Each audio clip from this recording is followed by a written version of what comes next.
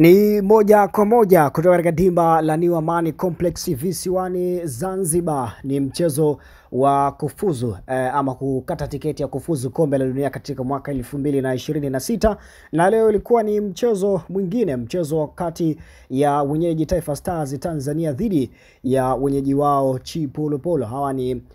timu ya taifa ya Zambia, na mchezo dakika 45 za kipindi cha kwanza zilitamatika kwa kila timu kwenda mapumziko bila ya kuweza kufungana, lakini mchezo ulikuwa ni wavuta ni kuvute, kila mtu akiweza kutaka ama kutengeneza nafasi kwa ajili ya kuweza kupata goli la kusawazisha. Lakini dakika 45 za kipindi cha kwanza timu zote mbili zilikwenda mapumziko bila kufungana, lakini mnamo dakika ya 45 za kipindi cha pili kila timu zilikuja na mbinu mpya, lakini tunasema isivyo kwa bahati kwa Tanzania, na wenye bahati ni kwa upande wa wenyeji tu ambao ni wageni katika mchezo leo, ambao ni timu ya taifa ya Zambia ambao ndio wameondoka na ushindi katika mchezo huu leo, mchezo wa kusaka tiketi ya kufuzu kombe la dunia katika mwaka 2026. Licha ya Taifa Stars kuweza kukaza dakika za jioni, wanakuja kabisa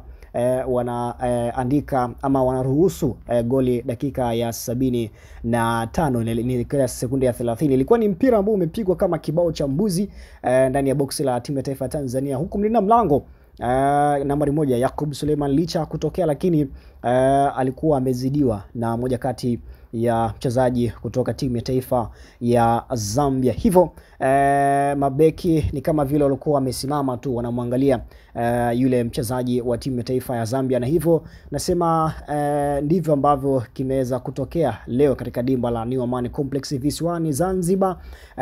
Tunasema kwamba ni penye sifuri ni Tanzania, lakini wageni katika mchezo huu wa leo ndio wameweza kuondoka na ushindi katika mchezo huu wa leo, mchezo wa kufuzu tiketi ya kuingia ama kusaka tiketi ya kuingia hatua ya kucheza kombe la dunia katika msimu wa mwaka 2025, msimu kwa maana 2026 ambayo inafanyika kule ama yanatarajiwa kufanyika kule